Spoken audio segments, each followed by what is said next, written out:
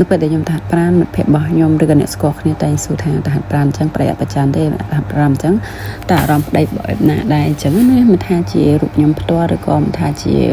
ប្តីរបស់ខ្ញុំគឺតែងតែបានទទួលនៅសំណួរមួយនេះអញ្ចឹងណាខ្ញុំទទួលស្គាល់ថាអារម្មណ៍របស់មនុស្សប្រុសគឺវាមិនខុសគ្នាទេវាពិតជាមានអារម្មណ៍ច្បងច្បល់មែនទែន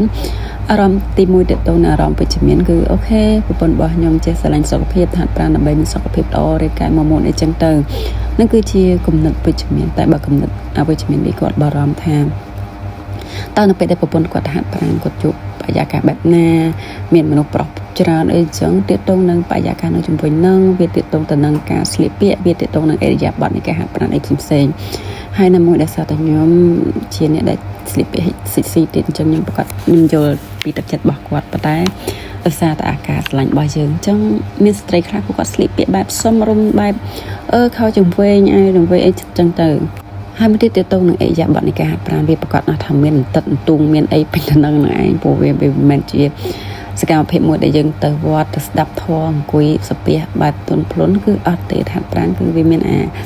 កັບកិរិយាបែបមិនសមរម្យបែបមើលទៅវាមិនល្អអីចឹងណាអ្វីដែលសំខាន់គឺយើងជាដៃគូនៅពេលដែលគាត់អនុញ្ញាតឲ្យយើងទៅហាត់ប្រាណហើយតើអ្វីដែលយើងធ្វើស្ទប់ស្នងចំពោះគាត់គឺត្រូវរក្សាក្តីស្រឡាញ់ឬក៏ដូចជាចិត្តស្មោះស្ម័គ្រចំពោះគាត់អីចឹងណាដូចគេថាអញ្ចឹងបើមនុស្សបំរុងតែក្បត់ទៅណាក៏ប្រងតែក្បត់ដែរប៉ុន្តែយើងក៏ត្រូវរក្សាភាពស្មោះត្រង់និងរក្សាសេចក្តីទុកចិត្តរបស់យើងមានចំពោះគាត់ដែរចឹងណាហើយខ្ញុំពិតជាអរគុណដល់ប្តីរបស់ខ្ញុំមែនទែនដែលគាត់អនុញ្ញាតឲ្យខ្ញុំទៅហាត់ប្រាណបានចឹងណាដែលមនុស្សស្រីដទៃគឺអ្នកខ្លះអាចនឹងអត់មានឱកាសបែបហ្នឹងទេបងប្អូនសម្រាប់វីដេអូនេះដែរក៏សូមចិត្តបងជាបរិសឬបងប្អូនជាបរិសបើសិនជាដៃគូចង់ទៅហាត់ប្រាណសូមលើកទឹកចិត្តរបស់គាត់ហើយបើសិនជាអាចក៏ទៅជាមួយគាត់ដើម្បីបានសុខភាពល្អទាំងអស់គ្នាហើយមួយទៀតសម្រាប់សុខភាពនារីរបស់យើងបើសិនជាដៃគូឬស្វាមីរបស់យើងអនុញ្ញាតឲ្យយើងទៅហាត់ប្រាណហើយកុំបំផ្លាញអារម្មណ៍នៃការទុកចិត្តរបស់គាត់ព្រោះគាត់មានអារម្មណ៍ពិបាកណាស់ទៅហើយអញ្ចឹងសូមបង្កើនអារម្មណ៍សុវត្ថិភាពជូនគាត់ផងព្រោះគាត់គឺមានអារម្មណ៍ច្បុកច្បល់ហើយអញ្ចឹងសូមឲ្យកុំឲ្យគាត់នឹងអារម្មណ៍ច្បុកច្បល់ជាងនឹងអីអារម្មណ៍សុវត្ថិភាពមិនថាមនុស្សប្រុសឬមនុស្សស្រីគឺតែងតែចង់បាននៅទទួលមានអារម្មណ៍មួយនេះ